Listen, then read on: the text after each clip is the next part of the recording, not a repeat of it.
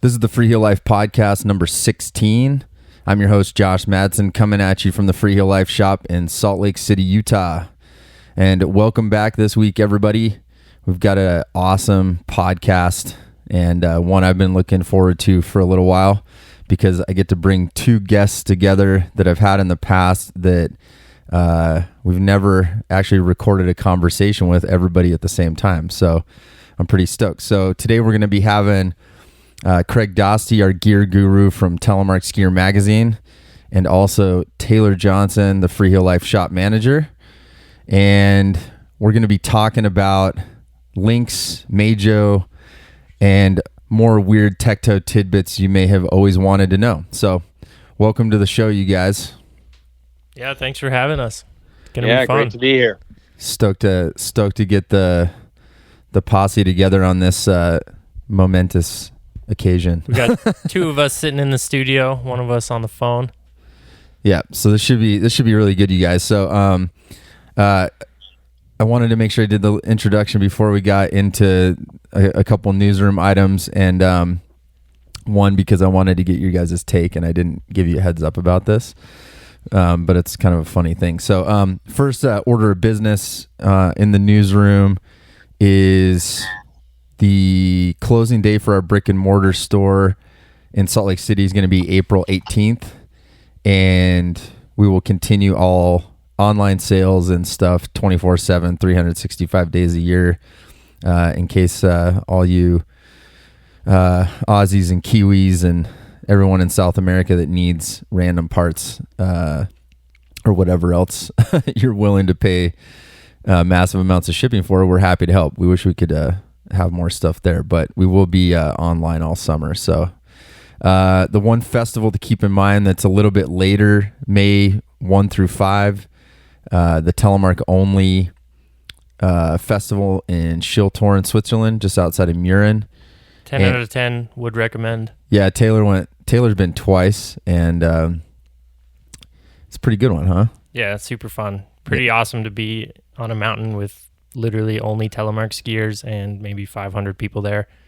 Yeah, that one was pretty awesome. We had a good time. So keep that one in mind. Mark your calendars if you can get over to Switzerland, and that should be good. So the only other note, I made this newsroom in notes this weekend because this is actually pretty funny. A couple guys came in yesterday, and I just happened to be here. Josh and Bill from Boise, Idaho, skiing the Bogus Basin. And I put this on here specifically because I wanted to know if you two had ever heard about this, because I had not, and I thought it was pretty hilarious. So Josh and Bill come in. I'm like, hey, how's Bogus Basin? And they're podcast listeners, so hopefully they're listening. Thanks for coming to the shop, you guys. And they were telling me this funny story where they're on like the backside of Bogus Basin. They're like getting on the lift. It's midweek, no one's around.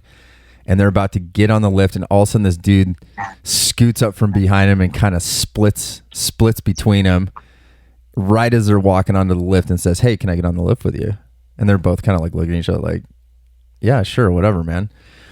And turns out this guy's also a Telemark skier. But at the time that this happened, this guy's on NTN. He's like on the old Rotofella free rides. And these guys are both on Hammerheads.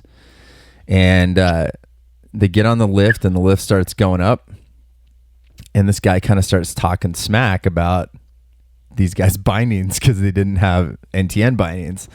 And he goes, you guys see how your heels are kind of dropping, like as we're, your 75 bindings, you got a little bit of drop. You see how there's that space between your heel and your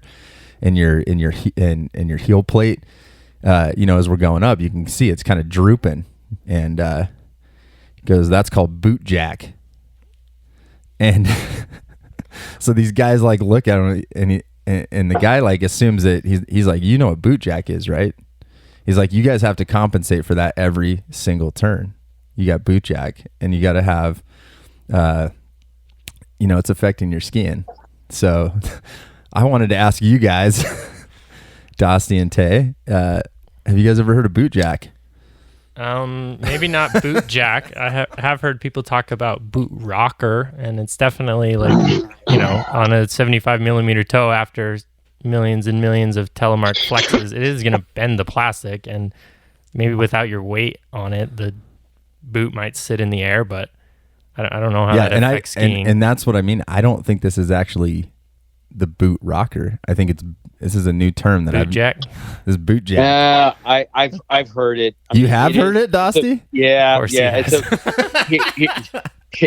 The reality is it's rocker in the toe on a duckbill, and when it's extreme, it does jack your heel up. And you actually have to. I mean, when you ride flat, you actually have to exert extra pressure for your heel to sit flat. So that's boot jack. Okay, interesting. I think he's making a mountain out of a molehill. Probably. I'm going to also throw this question out to this gentleman on the NTN system. A couple years ago, I had put a full, probably 80 to 100 days on my TX comps. Got a fresh pair in the fall. Compared them side to side. Noticeable boot jack on my NTN boot. Not as bad as I've seen on some duckbills, but there was definitely some boot rocker. So that might seal the deal. So for I don't know. Maybe I boot jacked my NTNs, I guess. I just wanted to bring that up, and I'm glad we got some clarification. And and just to be more scientifically, technically precise, what's going on is it's a phenomenon called hysteresis, and plastic has a memory, and so if you keep flexing it, it's going to remember, and it's going to want to stay that way. That was deep. That's a new vocabulary word for me, but I understood the concept. I mean, when we talk about people doing punches and stuff on their P-back shells, doesn't always like it, but it's kind of the same thing. It's kind of the same thing. It's just, but you're noticing it in the sole instead of punching the sidewalls. Yeah. So. All right. Enough about boot jack. I wanted to bring that up. I thought that would be a good way to kick this off and not let you guys know ahead of time, because I thought that's the kind of stuff we hear here at the Freeheel Life on the Telemark hotline. So, Josh and Bill, thanks for telling us about boot jack. Okay, so we're gonna roll through this. I'm gonna have Dostie give us a brief history of when tech toe bindings came out. Some of the changes that occurred over the years, and what some of the great functions are that are included in tech toe. And then from there, what we're going to do, the three of us are going to discuss the current tech toe bindings, including our own personal experiences as users, Taylor's experiences with countless customers over the, last 4 years, that have bought and demoed the binding from us, what kind of damage we've seen, what kind of skiers it works for, and then kind of getting Dostie's experience and perspective with tech toe and everything that comes with it. So welcome to the Wild West, everyone, where this is all kind of new and ever evolving. So with that said, start things off. I'm going to have Dostie, if you could give us give the listeners a brief history of tech toe in general, like where it came from and how this whole thing started. Sure. So, I know a bunch of us thought of this, probably around 05 or 06. I know I did, right? When were the first, Dynafit Alpine tech toes? Oh, Dynafit Alpine tech toes, that I believe, I could be off by a year, but I think that was introduced in Europe in 88, and I first saw it in the U.S. In Europe it was 88, and I first saw it in the U.S. in 91. Okay, so definitely a lot of time before that technology might have been translated to our tele world. Yeah, and the reality is Fritz Barthel even dreamt up a tele version. I don't know this precisely, but I'm guessing around 95-ish. He kind of experimented with something in that realm and abandoned it. And then so it wasn't until it was probably realistically 2009 that Mark Lingell took some of his dreams, and he was not the only one. I thought of it. I talked to other people. It's like, we all thought, oh, wouldn't that be cool to use a Dynafit tow and cables? And we all just kind of dismissed it like, there's no way that would work. But Mark Lingell in Salt Lake said, well, wait a minute. Maybe that would work. So he cobbled some stuff together, and it worked basically. So he filed a patent, and he shipped me his prototype TTS in 2011. And TTS is Telemark Tech System for those of you noobs. And was this was like the NTN boot with tech inserts was before the binding for sure, right? Oh yeah. And this is a little bit of a rewind for those who haven't been following what I've been writing on this for years. Yeah, I just wanted to pose that question to. Yeah, no, it's good. Well, this is a podcast. It might have even got to cover it all. It might have even did it come out pre-boot too? Because I guess that's a good thing to bring up. Is the minute he saw, was it F1 or F3? I always forget, that had a bellow. Did he start developing on that boot prior to the first Telemark boot? I don't know about that detail. Okay, but I do know that that's probably when he started thinking of it, because Mark was involved in the skimo world. He was selling ski trab skis, okay, and their bindings. So he was involved in the skimo world.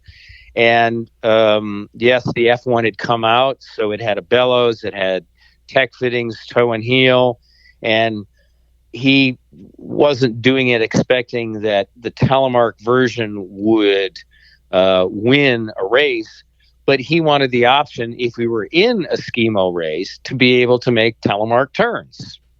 So I think you're correct. Probably the F1 was the forerunner of that. And I don't remember the exact timing, but I also know that 2007 is when NTN was introduced to the world, and they added the tech inserts kind of as it was an internal thing that Kim Miller told me they were just thinking, well, wouldn't it be nice if I could just have one boot? I could tele an NTN, but then I've got tech inserts. If I'm going on a long tour, I want to be able to use a Dynafit style binding because it's lighter weight. And so I could do that and use one boot instead of having to switch between an AT boot using Dynafit and a tele boot to use NTN bindings. And the original idea was to use it in a free ride because that was the only NTN binding on the market, or a Dynafit. And correct. Yes.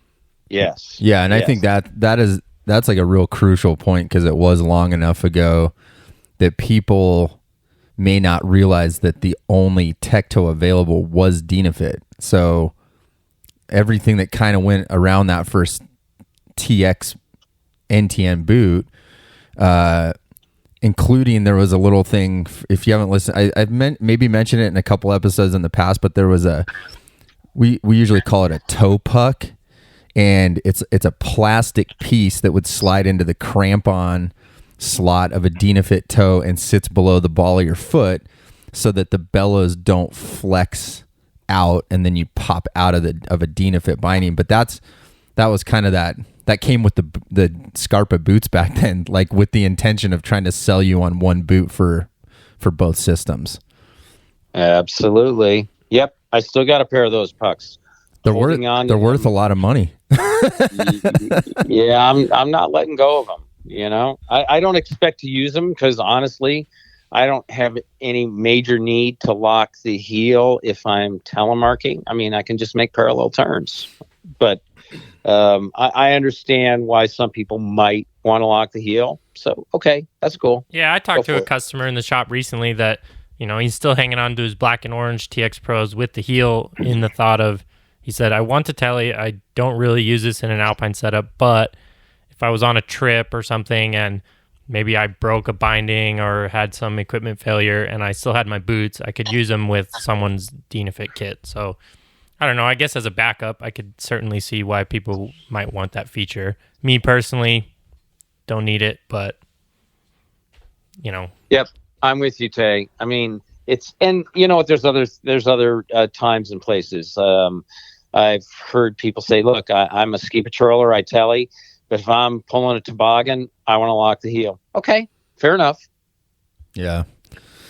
Well, okay, so that kind of gives us the background. Like the TTS Telemark tech system from Olympus Mountain Gear comes out kind of 09, 07's when NTN comes out. So we've got a boot with tech toe that then works. Yeah, with and actually TTS came out in 2011.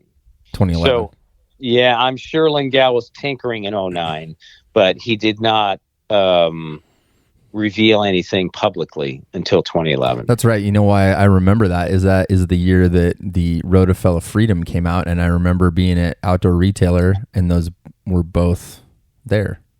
And yep. I remember telling you were crazy. and for those people that have not seen a TTS system, it's basically a tech toe with a cable style heel connection. So it does not use the NTN connection on the boot. It actually uses the back of the boot. Basically looks like the modern version, at least, basically looks like a volley switchback with a tech toe. Yeah, and if you really wanted to get technical, it technically is not NTN in the sense that it utilizes the second heel and the toe. It actually uses the real heel. So I don't like that stance. I'd say if it uses an NTN boot, I would call it an NTN binding. But you can use an F1. Yes, that's true. Yeah. I guess. So anyways, I know that's okay. It's a bellowed tech toe binding. There you go. Yeah, I mean, there's a lot of minutia here, but yes, I mean, and here's the other thing. This is more minutia, right? But if you use a Telemark tech system binding, whether it's from Olympus Mountain Gear or a do-it-yourself version where you use, say, an Ion toe or a Solomon toe, the heel lever does not fit in the groove that like it does for a duck-billed Telemark boot. It has to fit on the step of the heel. Yeah, because there is no groove. Yeah, at least on the Scarpa stuff, because there was either a tech heel there or now just nothing. Yeah, right. I forgot about that. Right, and so it has to be a correctly designed heel lever, because otherwise it doesn't snap on and with real strong tension. It's kind of loose because a lot of those heel levers were designed to go into the groove of the heel. Yeah, no, that is that is minutia. That's what I was saying before we started this. I'm like, we could literally go down one avenue. Oh yeah. I guess for the listeners out there, we should have given you a warning. If you don't like the super deep gear talk, we'll see you next week. Yeah, seriously. All right. Well, that's a good, Dostie. That's a great little overview. I was just before I'm going to turn this over to Taylor to talk a little bit about how we sell this to somebody in the shop or help, not even just trying to sell it to somebody, because I think that's kind of the point we want to get across is it's not for everyone. But what I was going to say is, and you guys chime in if I forget something, but current tech toe bindings on the market. You've got Olympus Mountain Gear TTS. You've got similar ones that are sort of a little more obscure in the United States. Kreuzspitz, I think. Hopefully my... It sounded good to me. Did you like that? And then Moonlight Mountain Gear also has one out of Norway. Those two are fairly difficult to find in the U.S., and you tend to see more TTS systems with various toe configurations. Like Dostie mentioned, there's a bunch of kind of DIY style guys that are making stuff. There's a 4-part series that he wrote on telemarkskier.com for us a couple years ago. I think what were Tech Toe Chronicles is what they were called. So you could check that out if you want to get super nerdy on that stuff. Then you've got Meidjo. We're going to cover that from the M Equipment, and we're also going to cover the 22 Designs Lynx today. And I think that's all of them that are available currently. Is that correct? That is correct so far. I think so. Okay. All right, Tay, why don't you take it away? I think explain how you talk about Tecto, because I know this is since it's come out, it's pretty common. People are going to come in, they're going to, especially people, they've read Dostie's articles about Tecto, and they walk in and they're like, this is the latest and greatest, and they're just stoked. So maybe just walk people through kind of how we've fielded it over the last few years, and we can kind of talk about that. If you walked into our shop and said, I want to buy the newest tele gear, okay, we're going to be talking about NTN, but we're not necessarily going to be talking about just Tectos. For me, I have to rewind to what are you actually using the skis and boots for, and what do you actually use a Tecto for? And in my eyes, a Tecto is purely about the up. It's very efficient because you don't lift the weight of the binding on every step on the skin track. It's lightweight. It's totally, free pivot. You got as much or more range of motion than you probably really need in an actual stride on the skin track. But so I'm going to ask you, how much backcountry skiing do you actually do, or how much are you going to do on this particular set of equipment? I think we kind of talk about like a 70-30 split, where if you're going to be spending 70% of your time in the backcountry on this particular ski and binding combination, then I think using a Tecto can make sense, because then I think you're getting the performance benefits of the Tecto on the uphill. And then with now these cool tele tech bindings, we get to enjoy the Telemark turns on the way down. I'll just throw in a monkey wrench on that. Sure. I agree, but I don't think you have to be like a 70% backcountry skier, backcountry telemarker to take advantage of the Tecto. I think it's more, do you take, when you go, are a significant number of your tours big tours, like 4,000 vertical feet, or you've got an approach that's measured in miles, okay? Yeah. So as soon as you're in that realm, then the Tecto makes a lot more sense. And then this is the monkey wrench.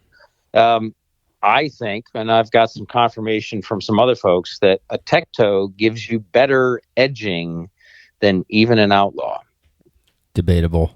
Pierre told me that once. I think for me, like, I ski a lot in the resorts. The tech bindings feel too complicated for resort use. I'd much rather choose my Outlaw bindings that are very simple, but also tour pretty well for the, maybe 10 or 15% of my days that I actually do put on skins and I'm hiking.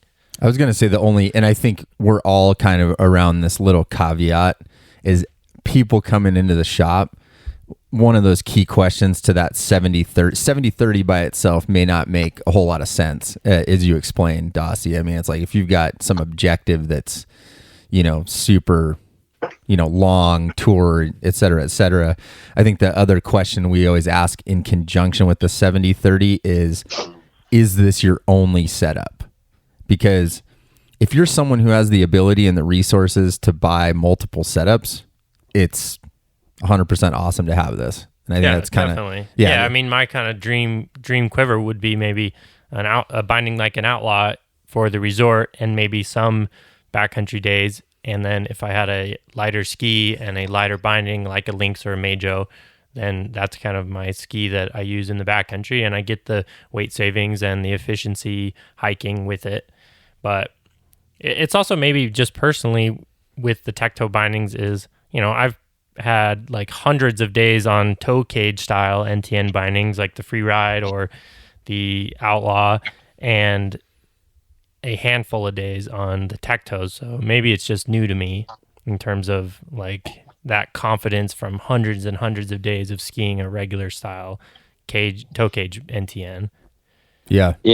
I think there's something to that. And here's the other thing. There is no easier binding to get into than Outlaw, period. I would agree with that. I agree with you, and I use the brakes, and I like the brakes. Some people hate the brakes. I like the brakes. That's like a whole, that's like a topic in and of itself. Yeah, it is. funny total side note for future. I just did a podcast with, if you listened last week, I just talked to Chris Valiente, and he was talking about retractable brakes being on the table for the future. So that would be cool. Let's hope. I guess any other points in terms of like selling it, then once we establish maybe you might be a candidate for the tech toe bindings, then when we're looking at, we carry the Olympus Mountain Gear, TTS, the Meidjo, and the Lynx bindings this year. So now we kind of start talking about selling points and features between the three bindings. Yeah, why don't you run us through? I mean, that's a good segue into Meidjo and the features, and maybe talk about that. And I think, let's feel free to kind of bounce in comparison mode as we go, but let's primarily focus on Meidjo and kind of walk us through the sales pitch. Like, because I think this is what really distinguishes those two, is walking through the features kind of from the toe all the way back. You just want to talk Meidjo versus Lynx because those are the most similar, or do you want me to throw the TTS Olympus Mountain Gear in the equation? Yeah, I think. Yeah, go ahead and go ahead. And when we look at those three bindings, I look at the Olympus Mountain Gear TTS as kind of the most simple solution. It does not have all the bells and whistles, but it is lightweight. It's easy to use. At least looking at it, it kind of has just less going on, so maybe less to go wrong. It's also potentially, if you ever did break anything, maybe a little more serviceable, much like, on your 75 millimeter bindings, if you had an extra cable in your backpack, maybe worst case scenario, you could fix something and still get back to the car. And then when we look at bindings like Meidjo and Lynx, the first two differences between the TTS system are going to be step-in. Some people don't care about this. I think it's an awesome luxury I didn't know I missed until I was on the NTN system. I'm totally down with the step-in. Comparing Meidjo and Lynx, first thing people look at is kind of price point. This year, Lynx was coming in at $499, and the Meidjo was $479 or $579. So about $80 more expensive for the Meidjo. This may be different in Europe, but at least in our shop, that's where our price points were. And then looking between those bindings, both bindings are very adjustable. I think that's a big selling point with any of the new NTN systems is adjustability. Myself, Josh, Craig, we might all ski the same binding, but we might ski them on a totally different combination of spring settings or boots, and we might be looking for a different sensation out of the binding. So Meidjo's got spring setting 1 to 5 and essentially 3 different spring combinations, maybe 4 if you wanted to run the red line springs without the inner springs for some reason.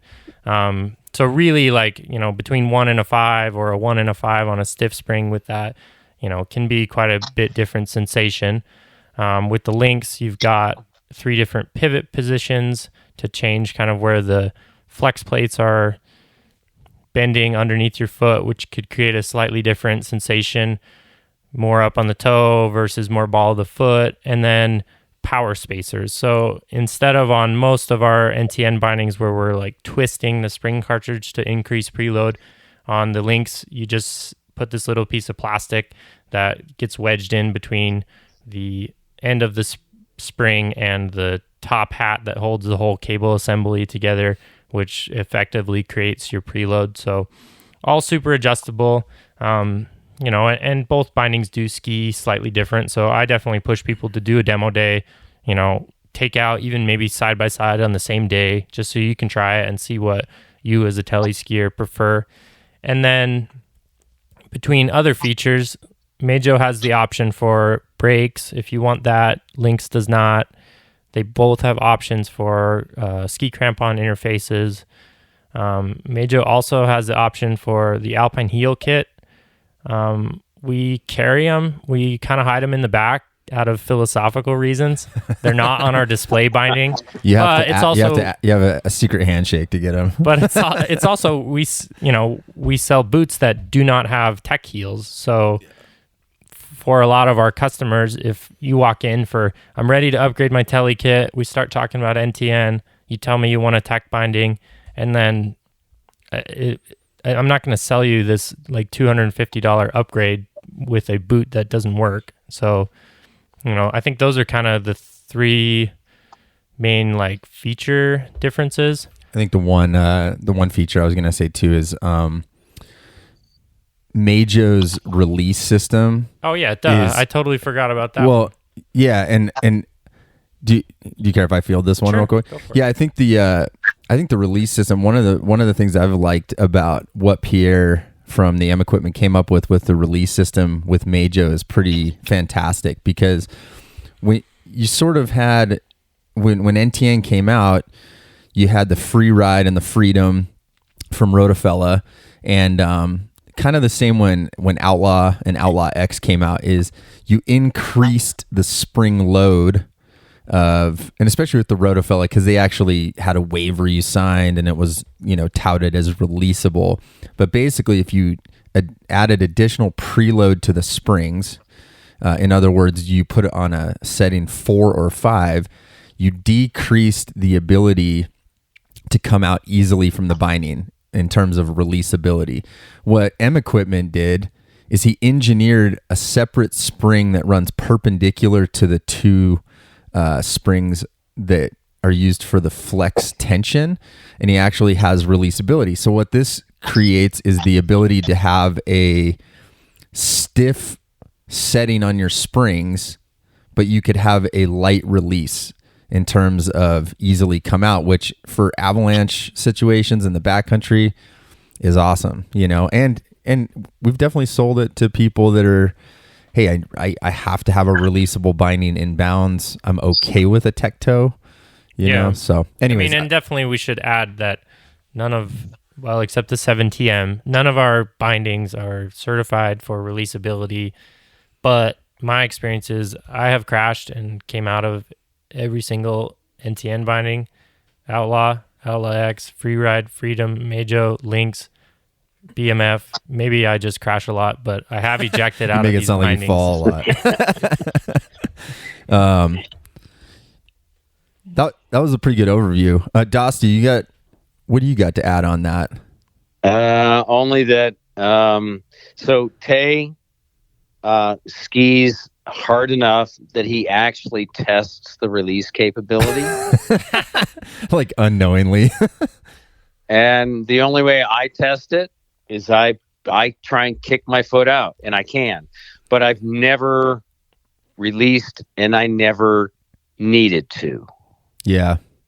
So, I look at tele release as something that's possible, but it's not reliable. It's not reliable in the way that alpine bindings, you measure it and you know that X amount of force will cause a release. With tele, because your foot's in varying positions, it's possible, but there's no way we can calibrate it and certify it. Very, very difficult to do. Yeah. So, at least at this point, for sure. And I think the other thing to just add, like, I totally think a safety release is a feature that some people are looking for, and a feature that in certain crashes I've crashed, came out of my ski and thought, okay, well, that might have been worse if I didn't. I've also skied, I skied cable bindings for whatever, 2002 to 2016 maybe, or whenever I first got a pair of NTNs when I started working here at the shop. I think just the fact that your heel is free, even in certain crashes, like they're just the skis flopping around, and maybe those forces might not get torqued to your body the same way.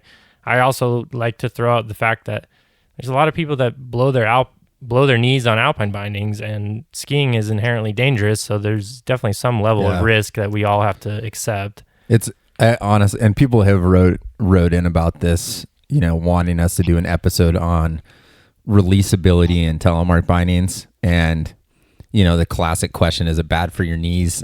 If if you're like a certified doctor out there or have some like great research on this, let me know, because I would love to know. Because honestly, after all these years, and Dostie, maybe you've been in it longer than I have, but I don't know of anything that's ever. It's been like the eternal search of telemark Actually, they've bindings.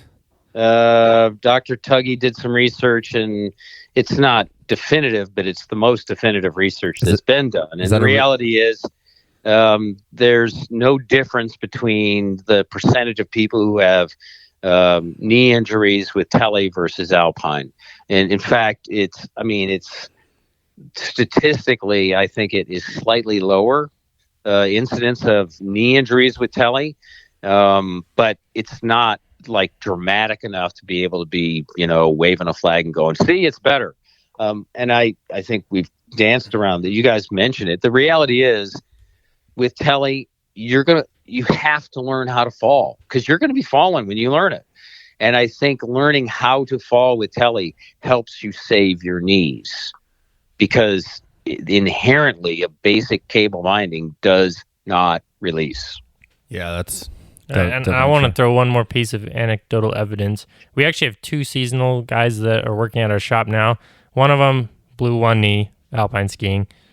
The other one blew both knees at the same time alpine skiing. And their PT doctors said they kind of recommended tele for, I don't know if it's strengthening muscles around the knees or just where the way you're skiing is going to be less forces on the body. I don't know. I'm not a doctor. I didn't tell them to do that, but that's what they told me their PT guys said. Yeah, I get it. I would agree. That's my experience. I tore my medial ligament snowboarding, and I rehabbed it through a combination of telemarking and swimming. And the telemarking, the incident was when the hammerhead was introduced, and I met Russell Rainey up at Mount Hood, and I figured, you know what? I don't know if my knees, if I can ski all day, but I can at least ski 2 runs, and all I need is 2 runs on the hammerhead to be able to, determine how good it is. Well, I ended up skiing all day, and my knee felt great all day until I stepped out of the binding and had to walk again. And that's when my knee hurt. So to me, that was like, okay, tele is rehab for the knee. It's a miracle. I love it. What's our next topic? Well, I'm just curious. I wanted to. Okay, so that was awesome. That was a good side by side, I think. Dostie, tell us your side by side on stuff like what, like as we're kind of getting into this. This is the most. I think that was like a good kind of sales overview. I mean, that's exactly like if someone walks into the Freeheel Life shop, Taylor's going to walk you, or any of our sales crew up front, they're going to walk you through kind of like the 3 options with Tecto, if that's in fact where you're going to land. But from your perspective, Dostie, and I think you and I have known each other so long, the most common thing, I think, anytime we disagree on a topic, it tends to go back to, you're primarily a backcountry skier, and I am kind of both, but definitely not in the backcountry like you would be. And you came at Telemark from backcountry. I came at Telemark from the resort. So I'm just kind of curious what your take is on the 2 bindings kind of side by side. I think a lot of it boils comparing Meidjo and Lynx. And I'm going to throw in TTS real quick. I just to confirm what Taylor was saying. If you just want a stupid, simple binding you can totally rely on in the backcountry, and you want the Tecto, TTS is the way to go, because it's so simple. Okay, there's just fewer things to break.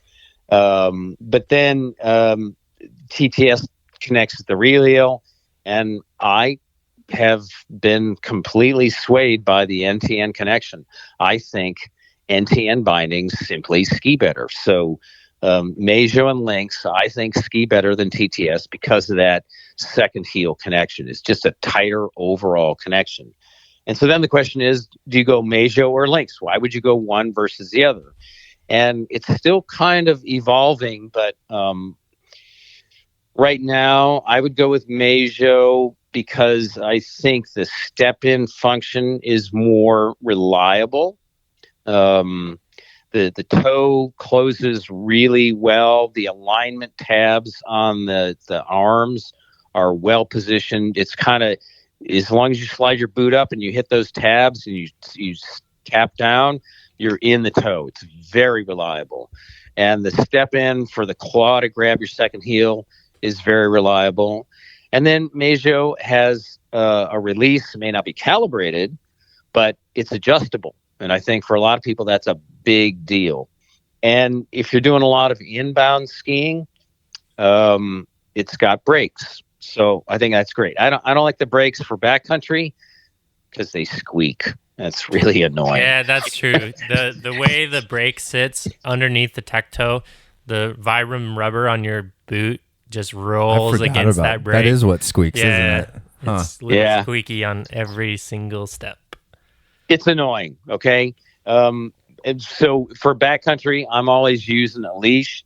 And some people are like, yeah, but then you have to bend over. And it's like, look, if you're a telemark skier and you have a problem bending over, you have a different problem.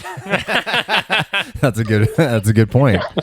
Do you use side note on the leash? Have you ever ventured into breakaway leashes? Yeah, well, actually, so what I'm using on my leashes now is there's a wire loop that the leash connects to. The wire loop connects directly onto the binding, and that, in theory, that wire loop will break.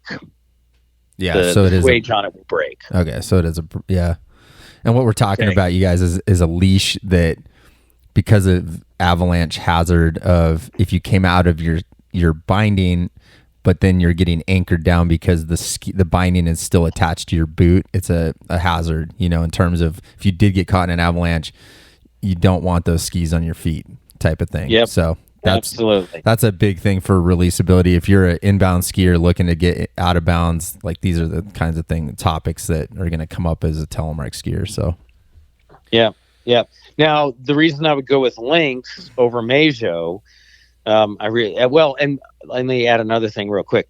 Meidjo and Lynx are the fastest engaging telemark bindings in the world. Like, Outlaw's really fast, okay?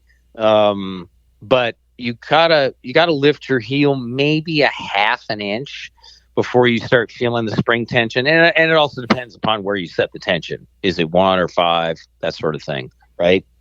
But with Meidjo and Lynx, the engagement of your heel is about 1/4 to 1/16 of an inch off the deck. I mean, it's on. Yeah, and in terms of actually skiing it, you feel that instantly. I mean, if it's really slight in terms of lifting off, when you're actually skiing it in practice, I feel like you feel that engagement right away. I was going to say, Tay, do you notice Outlaw with a space at all? I don't. That's kind of interesting that you'd say that, Dostie. But it's different than that. I agree with you guys. You don't notice it. Right. Okay. When you're actually skiing it, you don't really notice it. But if you sat down statically on the bench, that's where you notice it. Okay. Gotcha. And I think by comparison, we totally notice how slow it is to engage a switchback. And there was a time when I thought Axle was immediate, but compared to Outlaw or Lynx, Axle is slow to engage. So it's relative. Yeah. Some people notice it too. Like if you're a beginner telemark skier, I think there's a lot less noticing. And it's funny kind of how I was just going to throw in the free ride and the Freedom kind of have that major dead spot. When you lift your foot up, it doesn't actually engage. There's a dead spot. And honestly, sometimes people like that. It's like it's like I say with all these bindings, it's kind of your personal preference. I don't think there's one exact there's no absolute truth, basically. Is the point. I would agree with that. So I would totally agree with that. Now, on the Meidjo, I've been noticing a few things. Not Meidjo, I'm sorry. On the Lynx, I've been noticing a few idiosyncrasies.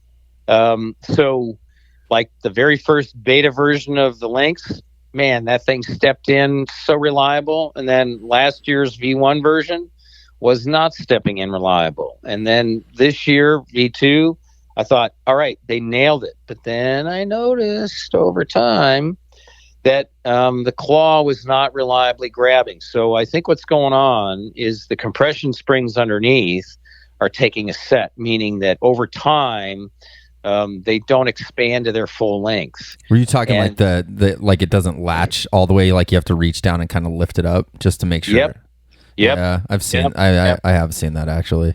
I don't know what. Do you think that's the spring tension underneath the boot? It could be. I've dealt with customers and dealt with 22 Designs directly that there were some of the actual cables that were marginally too long, and that it ended up being like a few millimeters worth of space between the claw and whatever, what do they call that piece that sits on the main flex plate, cam stop or something like that. Oh yeah. So that was it was like kind of just wimpy on the claw. It wasn't like push down firmly in tour mode just or snap. Flip up, obviously ready for ski mode. The toe, and Dostie, do you agree the toe this year is way better on the Lynx? Way better on the Lynx. Yeah.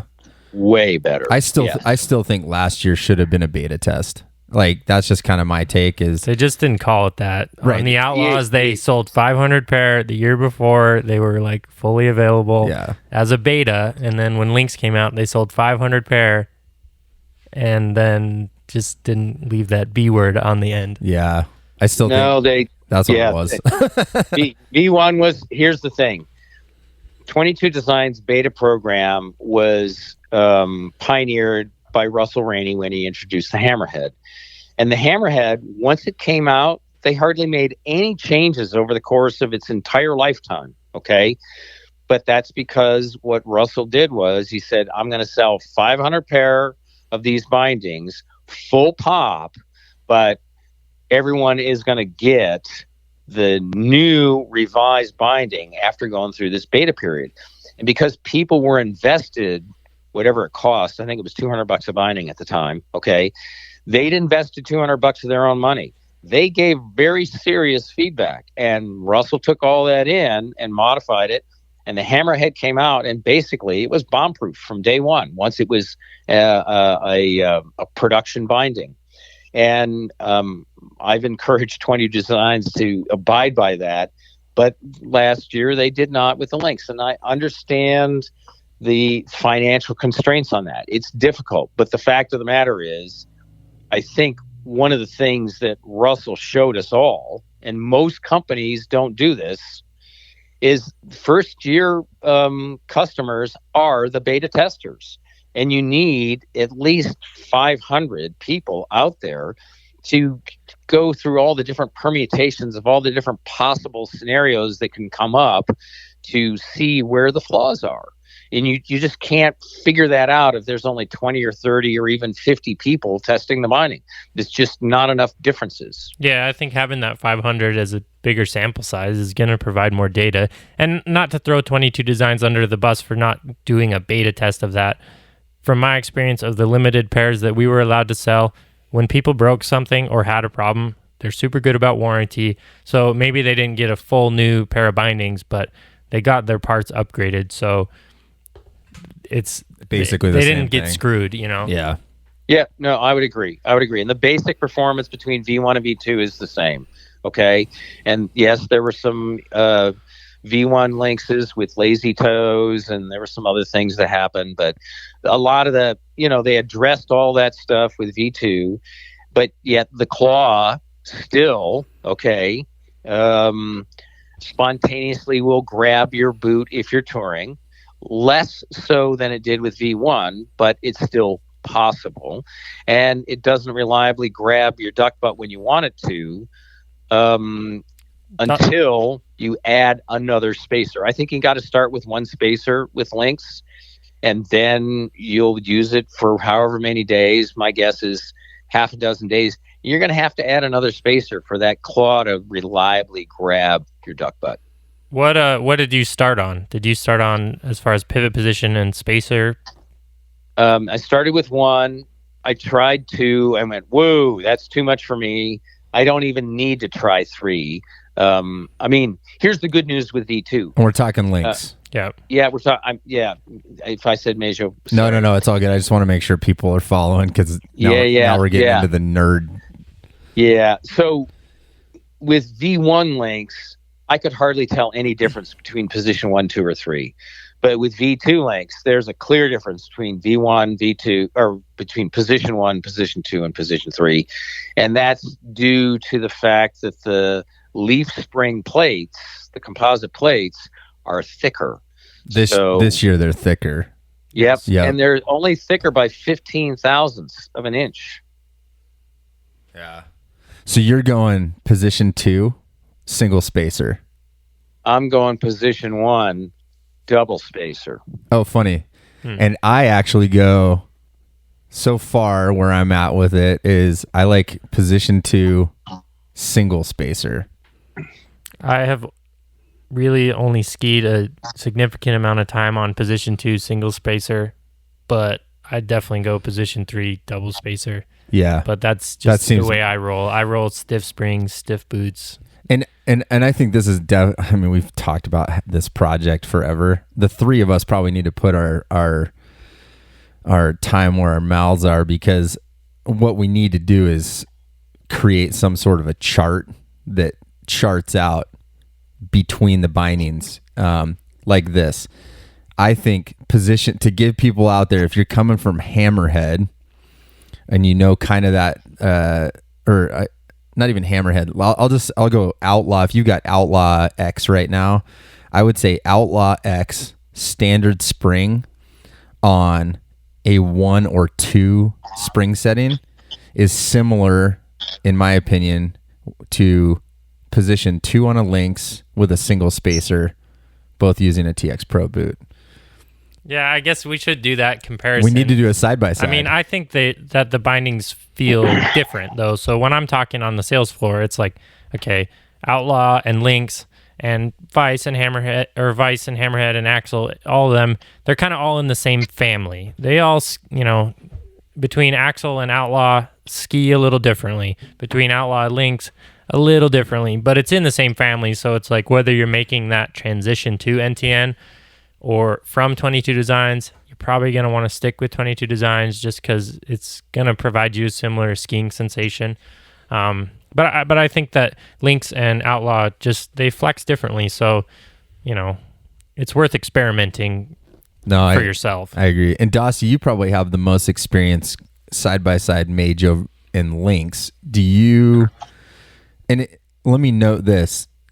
Dostie's usually skiing on a Scarpa TX boot, which is softer than the TX Pro. It's a 3-buckle and is not on the market currently. So just know that his boot is a little bit different configuration than some of this. But I'm curious, man. Like, if you're skiing Meidjo, what's your spring configuration like? And then how do you think that compares to the Lynx? I think my Meidjo configuration is double springs with a standard outer spring, and I put it about position 3. And the third setting. Yep. So pretty much right in the middle. Yep, right in the middle. Just as a side note, that I believe is equivalent to the stiff springs without the middle spring inside. Okay, so double up standard is equal to the stiffy by itself. And if you really want stiff, then you double up the stiff spring with the inner spring on a Meidjo. Yeah. And then skiability between the two? How do you feel like? And then I think that compares to a Lynx in position 1, and if I could manage to get into the bindings without seeing what the binding was, I mean, they're totally different how you get in. But let's say you had the boots on the skis and the binding covered up, and then I put my foot into the boot on the ski. I don't think I could tell the difference. I couldn't tell you after a run which one was Meidjo and which one was Lynx.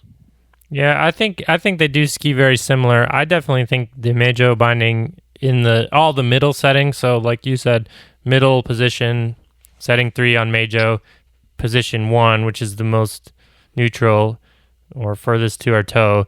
Those feel similar. Middle to me feels Meidjo is more tippy toe-y, and I think it's just a little bit softer. Like, I think that those compression springs on the Meidjos versus the combination of compression springs and flex plates on the Lynx to me, it feels stiffer. I would agree. I think with this thicker flex plate on the Lynx this year, Lynx is a more aggressive binding, especially if you're in position 2 or 3. Mm-hmm. I don't know why you'd want to be on 3, but I know Weston likes 3, so he's crazy. So it's okay. Yeah, he's talking about old Weston D. Yeah, Weston's a way bigger dude than both of Craig and I. I mean, he's what? Yeah. He's 6'3", probably 6'3", dad bod, 250 plus with a backpack on. I don't know. Not to throw any shade. I don't know. With a big backcountry bag, he's over 200 pounds for sure. Oh yeah, because I'm rocking like 195. He's probably at least 210 ish. But yeah, with a big pack on. And actually, I was skiing with him in Colorado, and he had double spacers on 3. And I mean, yeah. I don't know. Have you guys ever skied like what my normal setup is? Yeah, yours is comp power block. So I take the walk mode off to stiffen the cuff and take out that little play. I do a booster strap. And then I do stiff springs on the Outlaws. Yeah, this is why I think it's interesting because, I'm glad we kind of went through some setups because we need to even break this down further, I think, in some videos because I think you tend to go stiffer. I think I've gone from where you're at, and no, I don't think it's my age. I just soft. I'm not getting soft. No, but yeah, I've actually really been liking the TX Pro and the ability to, I don't know, it gives me a little bit quicker reaction time, I think, with a lot of the setups. And then Dostie, I actually got a pair of TX boots, so I'm kind of curious. Nice. Sitting right next to us in the podcast studio. I know. I think I'm going to take them out and hopefully they bring something like that back because it definitely is a good option for people to have that. Yeah, I'll add one more thing on Lynx here. And I don't think the double spacers on the compression springs changes that much in terms of the activity feel when you're skiing. It mostly affects the pretension for the claw to latch onto your duck butt.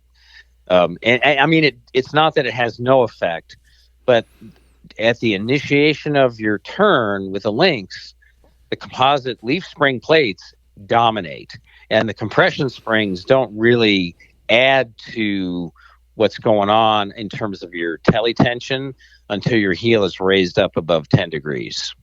Yep. Yeah, and I just to kind of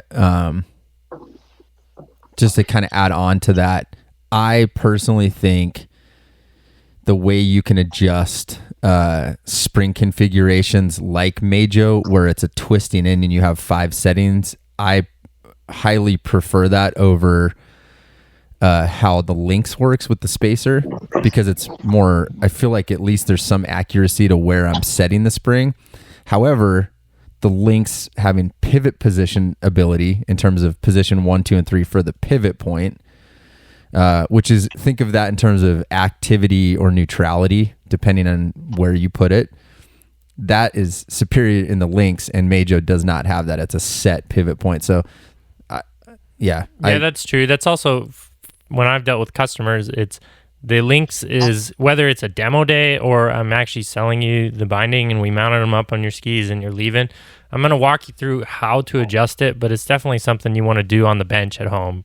Yeah, Meidjo, sure. You can just twist that spring on the fly. You could ski one run on a 5, one run on a 1, switch back and forth all day long if you wanted.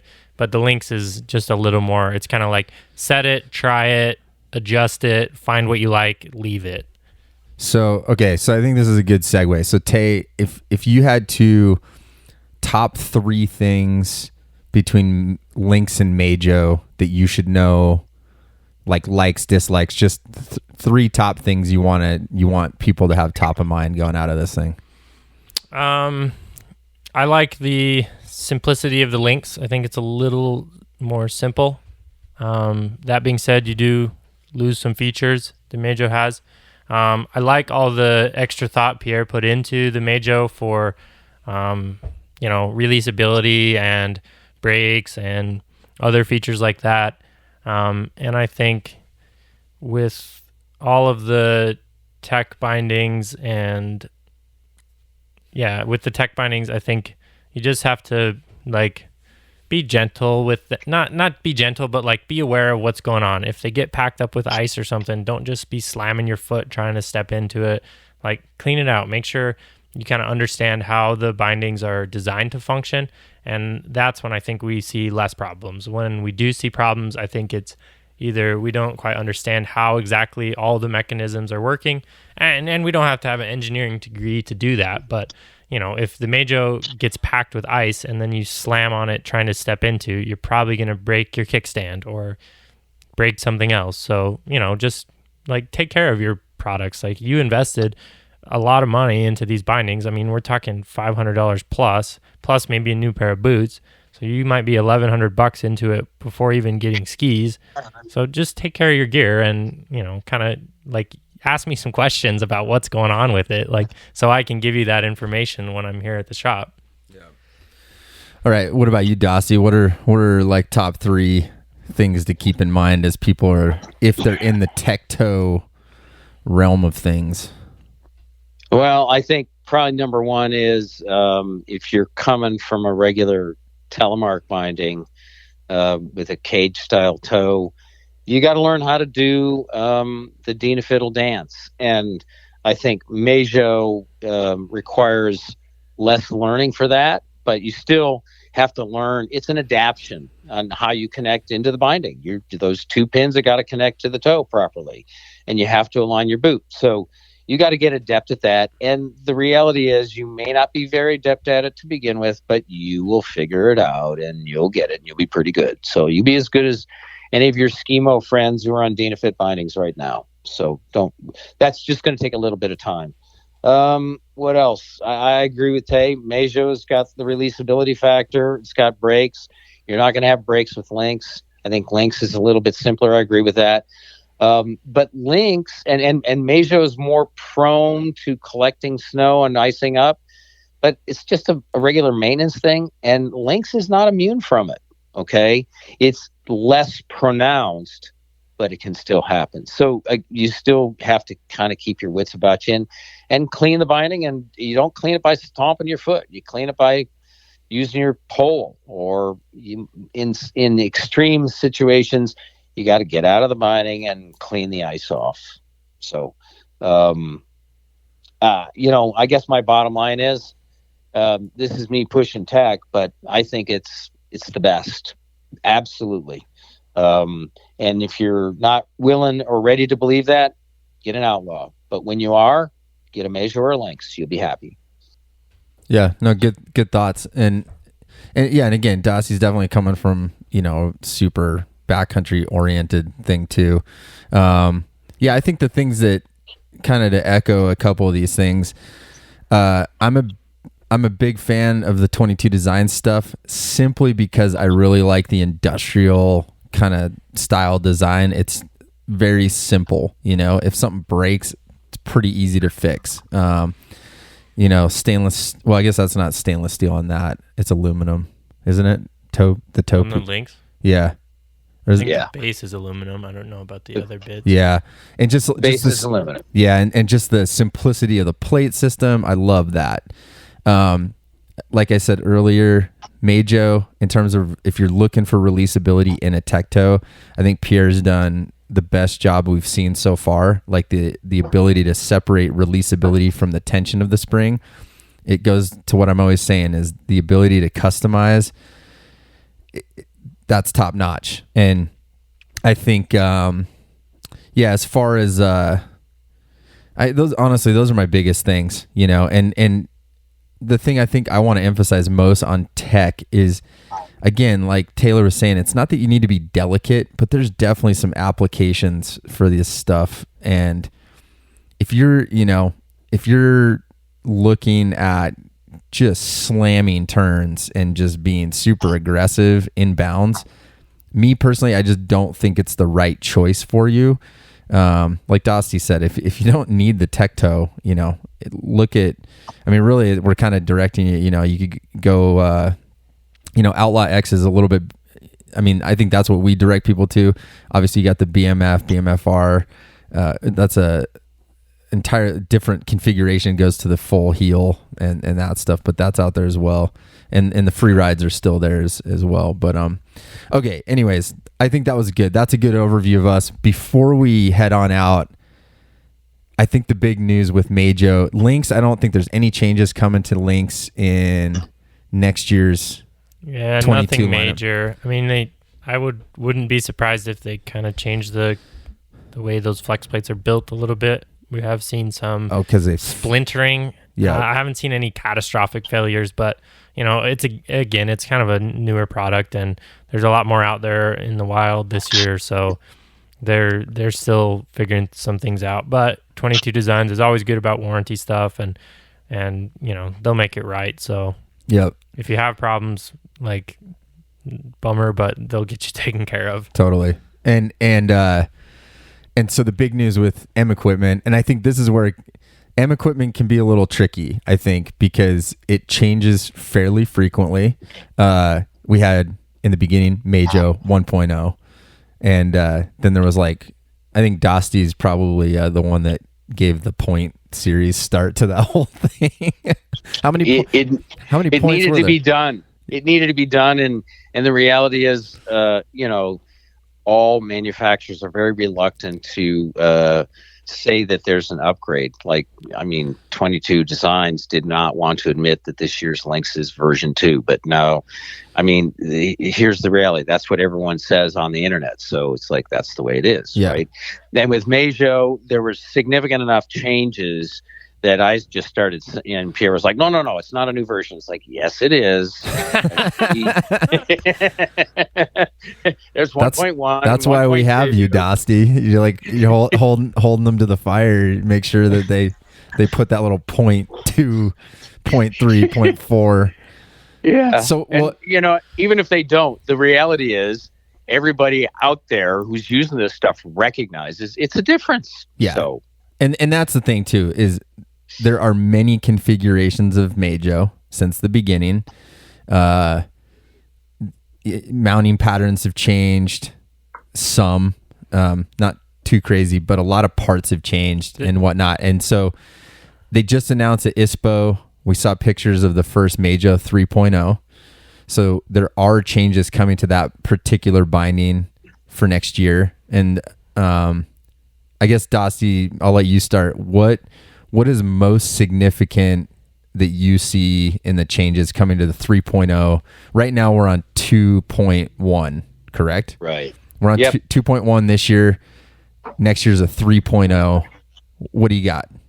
Well, the major thing that M Equipment is admitting is that they're changing the toe. And so Pierre went back and he just looked at the whole low-tech toe interface and recognized that since the patent has expired, other designs have come out, like G3 Zion and Fritchie's Vipec, Tecton, and Xenic all have a completely different toe.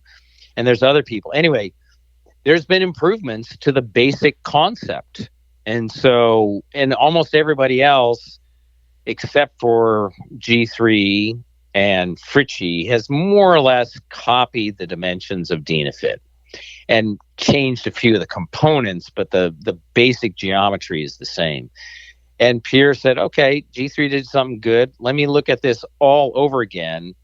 And his new version 3 is going to have a toe that offers 40% more pressure from the pins on the inserts, which I think is fantastic and for Telemark necessary, because in the AT world, the pins are holding the boot, but there's no forward pressure on the pins. Whereas with Telemark, as soon as you lift your heel, there's forward pressure from the spring tension onto the pins. And I mean, we're still kind of early in the evolution of what's going on here. And it's kind of amazing that the pins are surviving. But one has to wonder down the road, will there be a modification to the pins themselves for Telemark? I don't know. I like that. That's a ooh la la. Yeah, another couple of things that I had an email from Pierre about the new 3.0 were going with kind of a carbon-infused plant-based plastic instead of petroleum. So maybe a little more eco-friendly. And I did think I read the binding is stiffer. Maybe Stiffer there's in terms of like the stock spring was going to be more powerful. Maybe I misinterpreted that with the springs because I think it was the same number of 40%, but I thought it was like the new one's supposed to be equivalent of kind of like Redline now. I don't know. I hope he still has all his spring options because I don't want to. Going stiffer is actually not what all our Meidjo customers are looking for. Well, and a note too, if you've owned Meidjo or watched it, to step into it, you had to lift up this thing, and there was a little kickstand that kind of sat up. Yeah, you had to put the binding into step-in mode. And now it lays flat on the ski. It looks like they've reconfigured the second heel to have kind of a slope to it, where when you push down, it engages without actually having to do that motion of pulling up the binding. So that may change the step-in awesomeness of it. Yeah, we'll see what it actually does in person because I think we still have that red bar for the touring function. So if you start your day going down, you can go in on the pins and just step down on the second heel. But if you're touring and you undo your little touring wire, it's probably still going to pop up into old school step-in mode. So maybe you can step into it both ways. Oh, interesting. I think you can. I think you can. Honestly, here's the one thing that he didn't mention. I hope he redid that wire. Yep. I hate the wire. To make it easier to flip out of tour mode and into turn mode. But that remains to be seen. Yeah, that was not necessarily my favorite feature of the Meidjo. I also thought, okay, I might, I don't know. When Josh and I go ski in the backcountry, we kind of usually do one and done. So if I have to fiddle with that wire once at the car when I put my skins on and once at the top, not the end of the world, but there are better options or simpler options maybe. Yeah. The wire we're talking about, there's a little wire that latches the second heel into place to keep it out of the way when you're touring. So, all right. We got pretty deep here, boys. Anything else you guys want to touch on? Yeah, I want to ask. Okay, Josh, Craig, if you had to pick one or the other, which binding are you skiing this year? Lynx or Meidjo? What do you got, Dostie? Well, so far I'm skiing the Lynx because I'm still kind of debugging it. And just having to add the second spacer made me realize that it isn't the clear winner that I originally thought it was. So I'm currently favoring Lynx, but I suspect with 3.0 it's going to be a lot more even. So I don't know. I'm favoring Lynx, but if I didn't have Lynx, I would not be dissatisfied with Meidjo at all. Josh? I think if I had to choose, and I definitely ski a toe cage most of the time. If I had to go, like right this second, I would probably go with Lynx. I like simpler. I like less parts. I just always feel better with less parts, and especially being, I'm not a massive guy. I mean, 195, but the idea, if I am going to, like Dostie said, if I'm going to use tech toe, it's probably like a longer hike. I want less to deal with. So as of today, I'd say that. But with the caveat, like I said, M Equipment has awesome features that 22 does not. And here's my, I'll throw this in before you give us your choice. My prediction for the future of not just tech toe, but all NTN bindings is, I think if these guys if the manufacturers start looking at each other's designs, I think that's where this is going to go. We kind of know what an NTN binding looks like in terms of like how it looks on the ski, but what I keep noticing is like one company makes one thing that's awesome and then the other company makes another thing that's awesome, but they don't both do it. And so that's my prediction for the future. Yeah, I think the competition breeds better products. So it's cool that we have some other players in that. And, mad props to Mark Langell for inventing any binding that used the tech binding tech system for Tele. And props to Pierre for going a different route of tech toe and second heel. And, I don't know that if the Lynx would have existed without Meidjo, or if the Lynx existed sooner because of Meidjo. But we now have more options because people are building bindings. Totally. Yeah, and so I think what we're gonna see is it's hard to make that choice, I guess, is the point I'm trying to make. Yeah. Is because each one of them possesses complete, like, they don't even share certain features. And so even though I'm making a choice, it's with a caveat. There you go. Okay. And my choice, Outlaw. Sorry, I'm not a tech guy. I love I Nice. refuse to ski it. Don't refuse. I love to ski my TX Comp boots. Scarpa doesn't have inserts for me. I'll take the weight penalty for the downhill power. I have a pair of TX Pros that I've used on the Lynxes and the Meidjos. I've had plenty of enjoyable days, but if I had to pick one, I'm picking Outlaw X. We got totally set up, Dostie. We did, but you know what? I'll add this in endorsement of what Tay is saying. I did part of the Redline Traverse with the Outlaw, and I really wanted to go with Meidjo, but it was premature at the time, and I was just like, you know what? I can't afford anything breaking, so I went with Outlaw. Okay, so it's a half a pound heavier per foot, all right, than a Meidjo or a Lynx, but if we're worried about weight, then you're an AT skier and you're locking the heel and you can't telly, so you lose on that. And I don't think the weight penalty is that great. It's not. Put it this way, the weight penalty is not strong enough to get me to abandon the Telemark turn. Yeah, no, I think so. I like a weight penalty too. I haven't heard that. Whatever. I think we're from a binding front, we're getting closer. Like, a Lynx or a Meidjo, they weigh pretty much the same of like your regular, AT binding. Not some of those AT race bindings that weigh absolutely nothing, but and then we'll see what the future holds for, boots and stuff. We don't have those yet, but we'll see. Yeah, and on that note is future pod. I know, because I know what people are going to start writing in about now that we've covered this, is they're going to ask about skis next, and I'm sure we'll cover that at some point. As you go lighter with the bindings, all of you all out there, be very careful not to go so lightweight, like some of the Polonia skis and stuff like that. A lot of companies are not warranting those with the Telemark mount, and frankly, we've seen them snap in half. Whole nother topic. I'm not going to go into it, but I just wanted to put that in there. Also, I think we all are on, like Tay said, he's skiing a certain binding because there's not tech inserts and all that.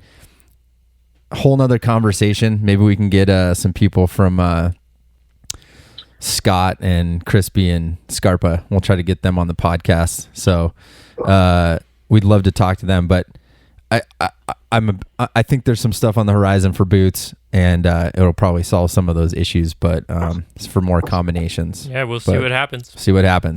Dostie, you got anything else you want to throw out there before we leave? Don't wait for new boots. You can telly today. I love that. That's actually frankly, the existing products do what I want. Sure, they could do things better, but I still have a smile on my face. I'm not sitting around, pouting. Yeah, and I think, for all you out there, I mean, the three of us know each other pretty well, and I think we probably would all agree the boots that are here right now are actually really good. Are they perfect? No. Can they be better? Yes. Should we have new boots in the future? Yes. However, the boots we have are pretty damn good. So, quit your whining. Yeah. Yeah. Drop some knees. And, anyways, thanks for coming on, you guys. I appreciate your time. And yeah, that was a lot of fun. I think it's fun to get three different perspectives on, gear or whatever else we get to talk about in the future. But I think we should do a few more of these talking about other stuff. Yeah, no, it's good to get the perspectives, because you guys, I think we're all coming at it kind of from different angles, and I think hopefully that's helpful. So for all you out there, let us know how we did. If you liked it with the three of us kind of rocking and rolling on gear, let us. I love it when people send in. I keep all your emails. I try to respond as many as I can, but you can email me at podcast@freeheellife.com. Let us know what other topics you're looking for, whether it's something we tackle on this or maybe in a YouTube video or social media or whatever.